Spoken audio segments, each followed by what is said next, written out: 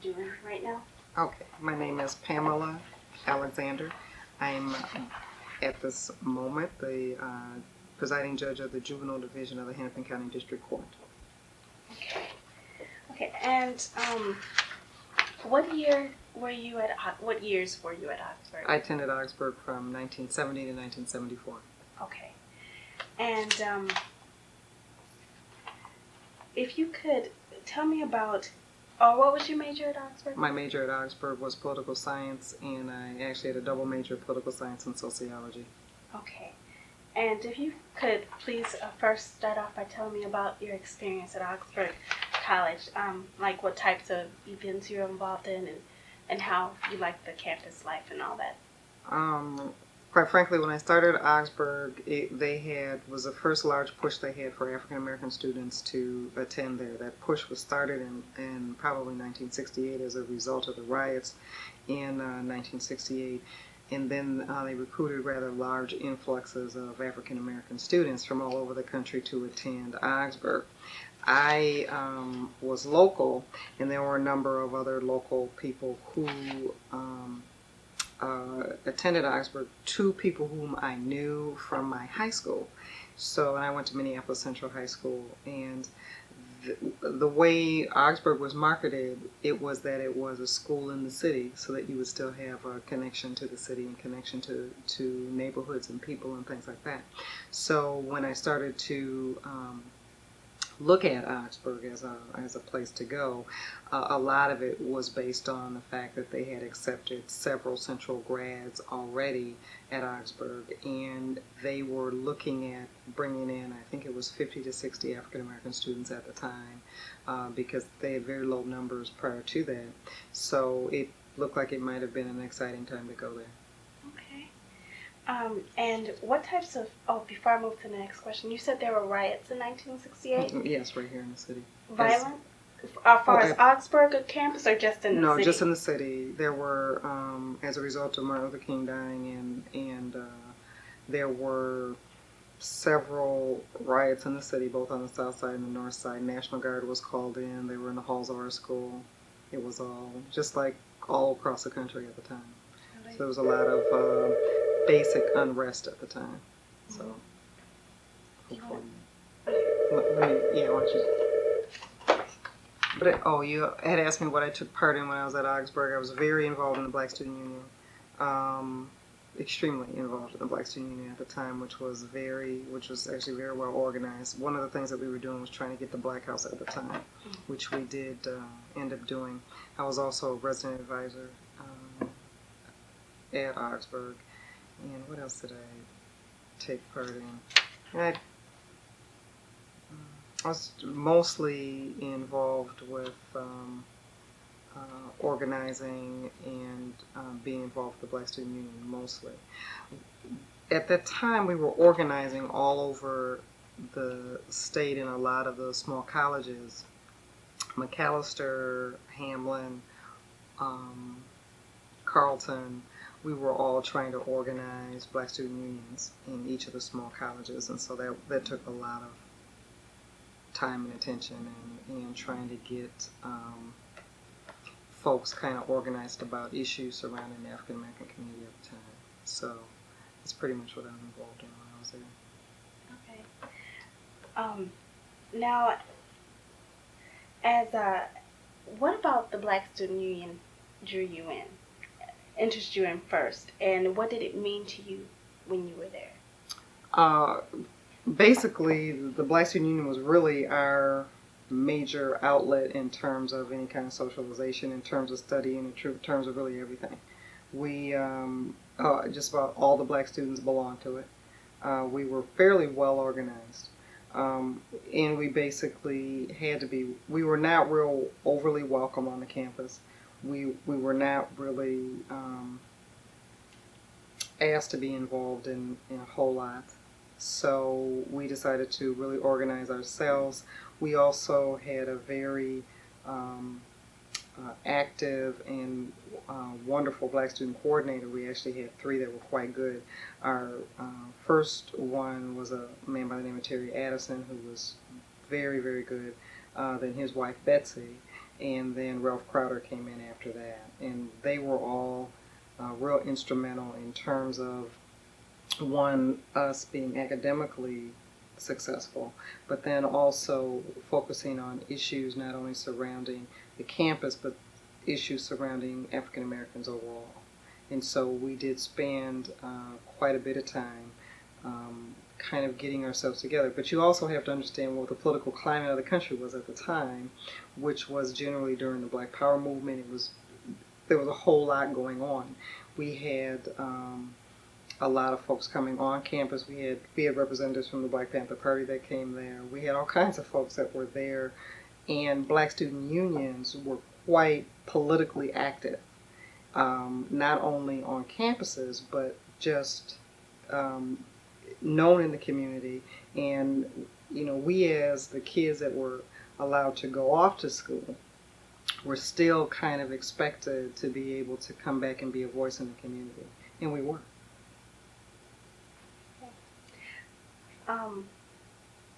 My next question now, you talked a little bit about what BSU was. Mm-hmm. What did it mean to you, and how did it help you with your transition into college? I think it was helpful to us because, one, you took a bunch of students from all over the country. We were from everywhere. The majority of the African American students that were there, and the African students, which we generally brought in, which we actually got involved with us later, were we're from everywhere. We're from large cities all over. And the one thing that kind of drew us all together in terms of our own organization, obviously, was our Black Student Coordinator. But then the times were such that we had to organize ourselves because, as I said, we were not overly welcomed by the campus. There were things that happened that were unusual. There was quite a bit of hostility toward African American students at the time. So it was not an atmosphere a lot of us were used to. A lot of the kids came from large urban areas where they had huge Black presence, and obviously they were coming into a very white city. For those of us who were from the Twin Cities, I grew up in a fairly segregated world. Where I went to high school, we only had 267 kids in our class, half of whom were Black, mainly because of the white flight out of the city after the riots. And so my whole network really ended up being other African American students. The first time that I ever went to school with that many white kids was at Augsburg College. Really? So we had, it was a very different feeling. We were not, we were known as, well, they're only here because, affirmative action. So we were not particularly welcomed by the campus. There were people who were overly hostile to us while we were there. And so it became very apparent that we needed to organize. And we did. Mm-hmm. Okay. Now, you talked a little bit about being involved on campus as far as BSU and the resident advisor. Mm-hmm. What were some things that you disliked about the college? I didn't think that the college was as responsive to our needs as they should have been. I felt that the whole realm of trying to make your way through the whole financial aid maze was much harder than it needed to be. What I think academically, I learned a lot, and I think I had very good professors, and I had people that allowed me really to kind of express myself and were appreciative of my work. But I don't believe that we were ever really accepted into life on Augsburg's campus. An example I can give you is we did at one time take over the dean's office. That was as a result of the fact that there was a young man who raped several women in that area. He was African American, there was basically a siege on our campus, and so anybody who was walking that was black, male, female, short, tall, didn't matter. We were all stopped at gunpoint. We said that this was something that was extremely hard for us to take, and we asked the college to intervene on our behalf. They were reluctant in which to do so, so we wanted to talk to the dean about the fact that we felt very unsafe. A lot of us lived on campus. We were stopped. I was stopped coming back from Simon Elby Hall one night, walking back to where we lived, and at that time I lived in Miriam House, which I think is gone now, but it was about 3 blocks away. Police came, forced us down on the ground. This is the middle of the winter. We're down on the ground, face down. We had to lay in the snow while they, with their hands behind our backs, searched us, and they were looking for a man. And I had long hair then, and the young woman who was with me, who also did. We were detained for quite some time, treated very roughly, and basically the campus didn't respond. We were not the only ones who were treated like that, and we wanted the dean to do something about this. And he pretty much wouldn't even talk to us, so we decided that we would take over his office until he chose to do so. So we did do that. We were there for several days, and finally he did talk to us, and we were able to come to some sort of resolution. But that was the kind of atmosphere we were kind of in, as well as some of the hostility we got from other students who were there. And so it was not really pleasant. I mean, the first time someone overtly called me the N-word was at Augsburg. And so, I mean, like an in-your-face kind of a thing. And we had one young woman who had a car. Her car was damaged. There was one little fraternity of guys picked her car up and, took it across campus and left it. I mean, and so things tended to happen to us, and nobody really wanted to respond to it from the administration, and unless it was against us, and so then it was an issue. So we had this kind of very tense relationship when we were on the campus. On the flip side of that, though, we also had professors who were quite willing and ready to hear the things that we were talking about, and really did, I think, teach us well in terms of what we gained from Augsburg academically, and actually what we gained socially, because I think even as a group of African Americans kind of being thrown together, we also found out, whether we were from the East Coast or the West Coast or the South or the North, that the one thing that really held us together was our blackness. And it became very clear that we were going to have to depend on each other for support, and that's really what we did. Okay. And now there are some things that you like about going to Augsburg. Oh, yes, I do. Could you expound on some of those? I did like the fact that it was in the city, and that you were still able to you were able to get around. I mean, we were not isolated out in farm country like the kids at Carleton were. We could get down to Carleton, we get over to St. Paul to go to McAllister. We had a very good network of black students in all of the college campuses, including the university. So we were all really closely knit. We all partied together. We were able to just get around and meet just about every African American student that came here. Something that I'm sure y'all cannot do now. And we were a very close knit group of people. And if somebody said, they're having a party at Carleton, we were down there. So we, just busloads of us would go down, and we would, hang out with the folks down there. And we had real much tighter organization than I think is evident now, some 30 years later. We were also, but academically, Augsburg was a very good institution in terms of what you gained and the skill level that you gained. I have to admit, I was not as prepared for college work coming from even the public school system here, which is supposed to be one of the better ones in the country. And I was able to catch up and do well at Augsburg. I graduated with honors. I did quite well academically there, and which was instrumental for me to get into law school. But I had my counselor was excellent. Milda Hedblum was my counselor. I know she still teaches over there occasionally, even though I think she's practicing law now and doing some other things. She was she took an interest in me. She was my faculty tutor. She really helped me a lot in terms of some of the things that I had to learn. And from that aspect, I think it was good.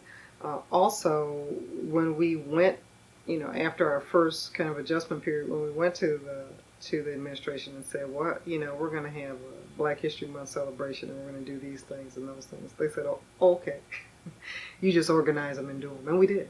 We organized them and we did it. We told them we're going to do a soul food dinner for the whole school, and we did it. And yeah, we gave them greens and cornbread and made sweet potato pies for them. We did the whole 9 yards, which, for a Scandinavian school was a real big deviation. I mean, we took over the kitchen. They allowed you to We allowed us to take over the kitchen inside Melby Hall, and we brought in a couple cooks from, one of the local restaurants who came in and turned it out, served it to all the kids. They were fine. We had a band that came in. When they wanted to do the little homecoming dance, they asked us for input. We told them we wanted Billy Preston, and they bought it. And so there were some things that they did allow us to do. And then, during Black History Month, we were able to do a bunch of stuff. We wanted some poetry readings. We wanted them to bring in people. We wanted to do some things. And I don't think we were ever really turned down after the incident in the dean's office. So we did get, we were, I think, through the work of our Black Student Coordinator and the fact in our elected leaders of the Black Student Union, we were able to get quite a bit accomplished with the administration, and they didn't just cut us off and say no, but we were able to do some things that were, I think, that were pretty positive. Okay. And I did like about kind of having that freedom to do that, but I think that came because of our response to the incident surrounding the rapist and how that was handled. Okay. Now what is used to be known the BSU is now the Pan-Afrikan Student Union. That's correct. Mm-hmm. And if you could have you tell me a little bit about your involvement with the Pan-Afrikan Student Union.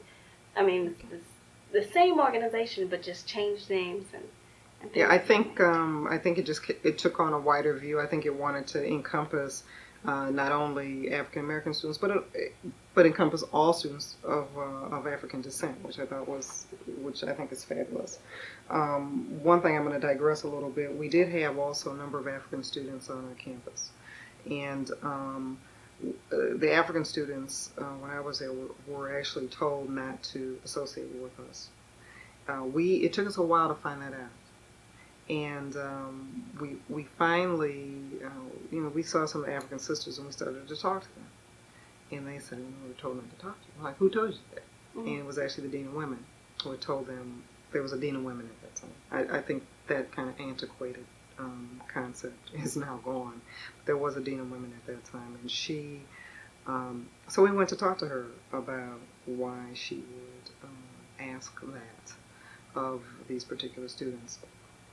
And she was saying, oh no, we didn't mean, she told us she didn't mean us students here, but they had to be careful when they went in the community and those kinds of things. And we were like, well, why would they need to be careful? A lot of us are from these communities, and we kind of confronted that whole thing. And we really did embrace the African students who were there. There were very few. Very, very few. I think there were probably 5. And we decided that we would embrace them, 3 women and 2 men, and we decided we would just make them a part of everything that we were doing, because they were, until they talked, you didn't know that they were not African American anyway, and so we wanted to embrace some of the things that we were doing. What I like about the Pan-African movement is that you all, now there's a lot of kids came up here from the Caribbean, a lot of, and we had several as well. And then, and Augsburg was real big on recruiting kids from the Caribbean, and that was because of the Lutheran influence. And so I was really happy to see that there was some embracing of that whole cultural piece. And Augsburg had always been big on getting kids from the continent, so it seemed like, we kind of needed to make that um, reach to one another, and so that did. I like that about where everyone is now.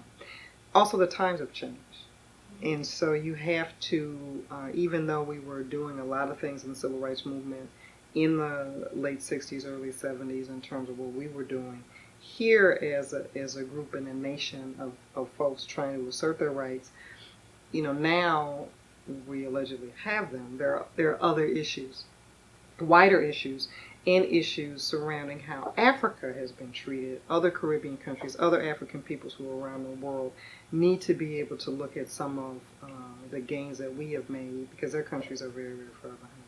And we need to all embrace that and find out that we are more global than we've ever thought before. So I just applaud you all for your vision in that particular genre, because as it's happened over time, this is a good thing. And my hat is off to you. Y'all are the talented 10th. You're the one who's really gonna be able to change this. And we have to always have global thinking, but people don't see that, and did not see it in the 60s, because we were all so worried about what was happening here, because everything was so immediate, and because discrimination was so blatant. Even here in Minnesota, which I don't want to talk about. But yeah, we had lynchings in Duluth. I mean, all that's very real. It's blatant segregation here. Blatant. Where the 701 building is over there used to be a restaurant called Charlie's that would not serve black people. And we all knew it. So you didn't go. So those same types of things that people said happened in the South where they had signs, happened here where they didn't have signs. But it was just, well, you don't go there. And you don't go over here. You don't go over there. And that side of town you stay away from. Our issues are larger now. Still there. But they're larger and they encompass much more. Okay, do you think because of the change of the times, do you see some, like I don't know if you're that much involved, but some black student unions losing those close ties as what you had back in the 60s? Do you think it was tighter then because of what you were going through? Yeah, I think it was tighter then because of the political climate, which and the overt, blatant racism. What you all have to deal with now is a sophisticated level of racism that we now deal with. And there is a much more sophisticated level. No, they've learned how not to be in your face. There's new code words now. So, and you always have to traverse that. Not that the feelings are any different, but they're just not as in your face about it. Well, the reason we were able to really organize the way that we did is because people would call you a nigger. People would get up in your face. People would say things to you, would tell you, we don't want you in here. They will not do that now, usually. Usually people are much more sophisticated with how they discriminate against you. And so now your work, to me, is a little bit harder. Because you're going to talk to, I think because the issues that you're facing are much different. They're different, but they're the same. In terms of being able to organize, you'll have some African American students will say that they were never discriminated against and they're doing just fine, and they don't understand what the issue is or what all the talk is about. You're going to have some who understand it real well and have seen and have different experiences, and because the experiences now are so wide and vast, you are not going to have the same sense of urgency about it as we had then. It was a very real sense of urgency. Okay. If we could go back a couple steps, you talked about how you were not prepared to come to college, but because of the huge recruitment, they recruited a lot of African American students. Did you see a cycle then of black students not being prepared for college, but just being recruited because of affirmative action? I would say that, let me back up a little bit. I don't think that I was prepared to do college work as I should have been. Not because I did not graduate with good grades or get the proper SAT score to get in. What I found when I got there was that the level of work was basically a little beyond what I had actually learned in the public school that I went to. Now, what that meant was I had to then go out and I had to work harder, and I had to get a tutor, which I did at my own expense to get me up to speed to where I needed to be. I was able to catch up with the work and to get to where I wanted to be by the end of the first half of the year. So I wasn't missing a lot, but there were some things and some concepts that they talked about that they had never went over in my high school. I do think that there were a number of African American students who came here who went to private schools who were more than academically prepared. There were some kids who went to very good public schools that really did prepare them well. I happen not to have done that. And so because I was unable to take certain courses, I was not in a college prep course through high school because my counselor told me at the time I'd never be able to go to college. She didn't make sure that I took the requisite amount of courses that I needed to take. When I was accepted in college, I was not, even though academically I had high enough grades to be there because I had extremely good grades and my SAT score was quite good, they knew I had the potential to be able to do college work, but there were some things that I just hadn't taken. Had I taken them, I'd have been fine, but I hadn't taken them, and so I had to go back and do them. Okay. But that wasn't a problem. I was able to do that. I think most of the kids that came in, even though they recruited us in the numbers that they did, they knew we were academically able to do the work.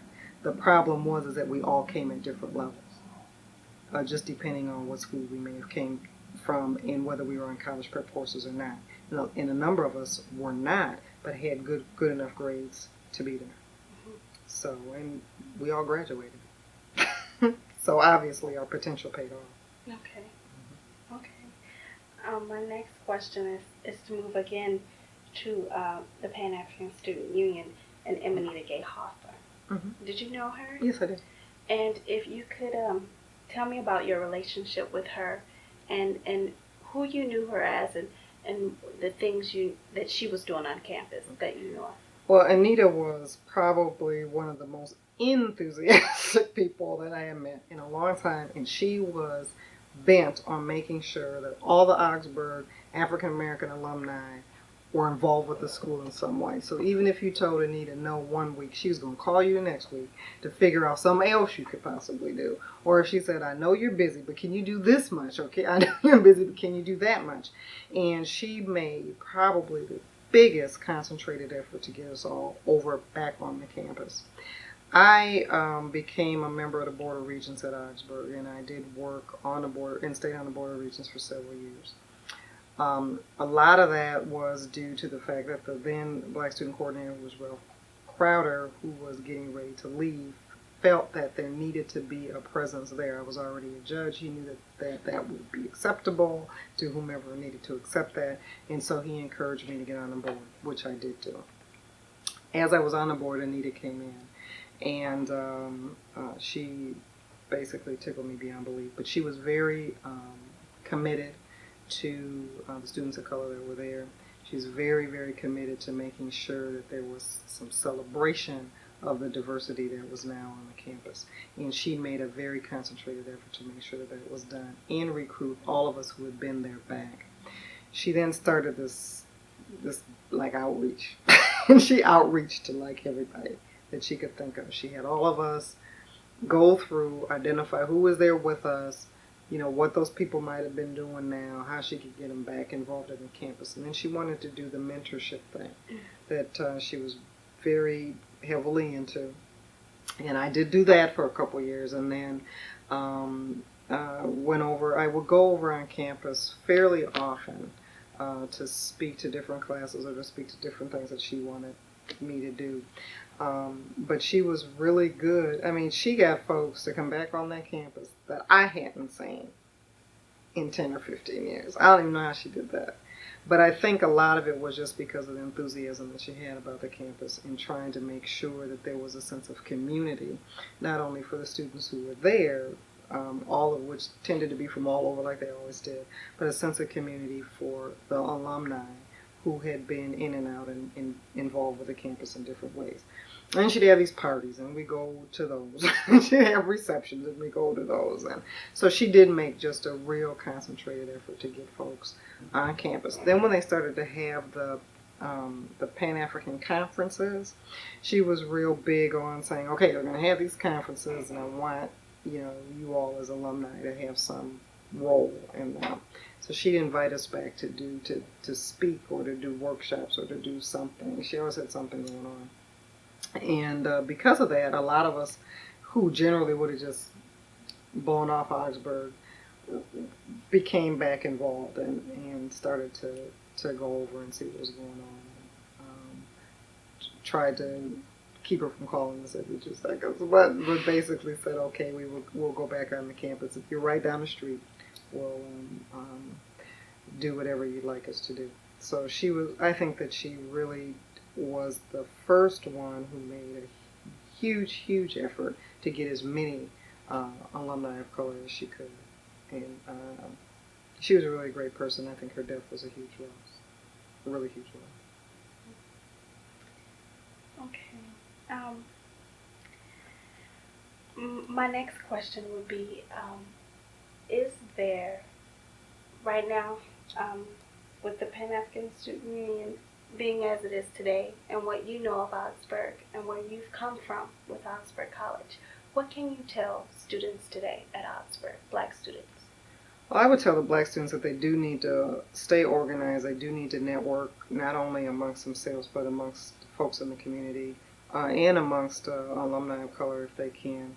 That I think it's important that we as a community organize, not only on the campus, but as they are going to relate to the overall community, whether they end up living here or if they end up going back to wherever their respective homes were, that it's necessary for them to have a sense of what the black community needs from them overall.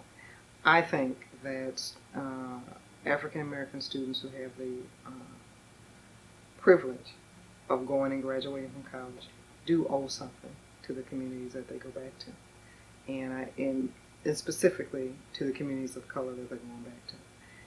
We are really relying on you to make a difference for other kids that are coming up behind you. And I think that there should be something that you do to give back. And I truly believe that. I think that there needs to be a sense of urgency about that because our kids are in trouble. And our community overall is still in trouble. And we need as many talented, educated individuals who can walk out and speak on behalf of our community in a positive sense to move us forward, because we are going into the 21st century where into a technological age that we are leaving behind a black underclass that is unbelievable. We're also leaving behind huge groups of incarcerated individuals. We're going back to communities that are in chaos, that don't know where they fit in, and we need leaders, and we need good leaders to make sure that we speak with a positive voice.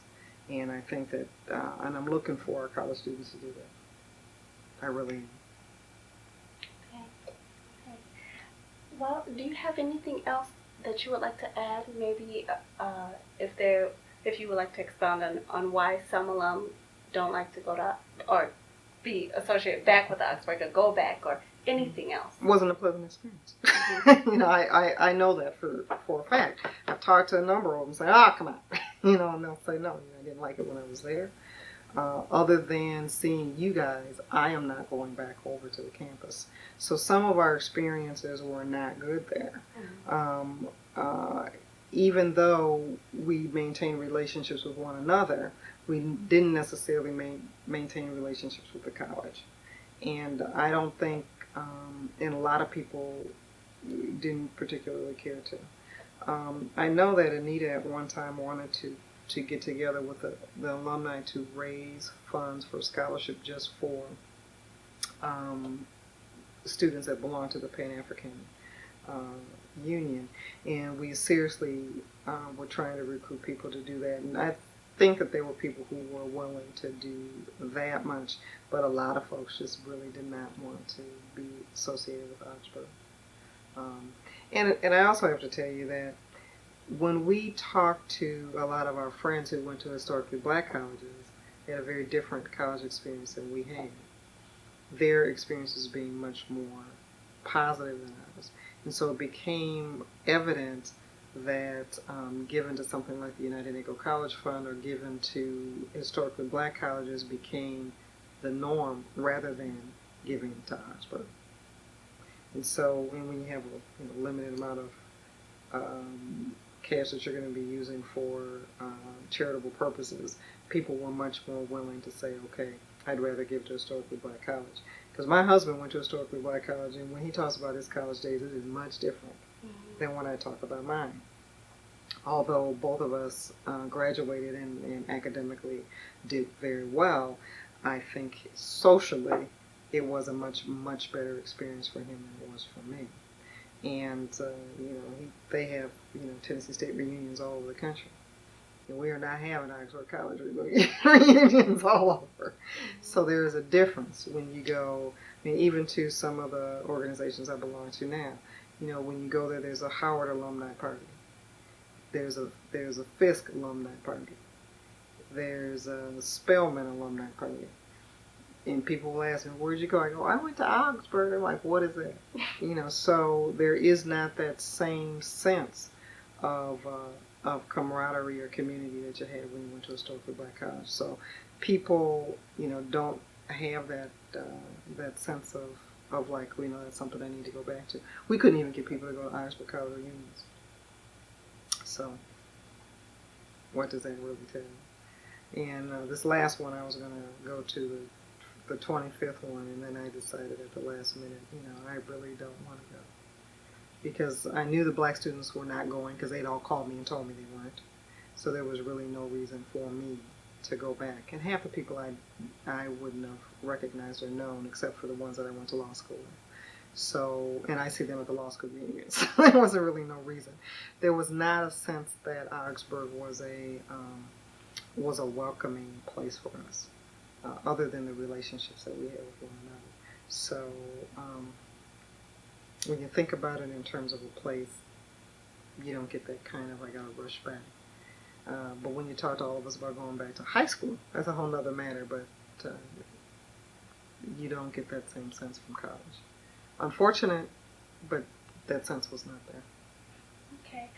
But what about the black students who are still there and maybe going through some of the things you all went through? I know that they need the alumni to come back for them.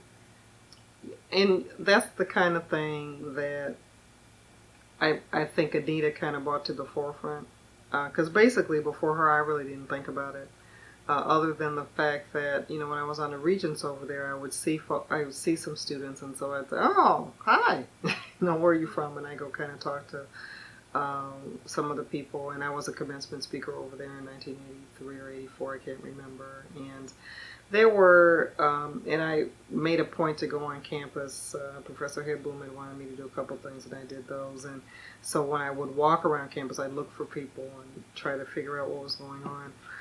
But I think Anita really did say, okay, these students, that's why she tried to do the mentor program and get the, folks in the community really hooked up with students there to kind of build that sense of community that wasn't there.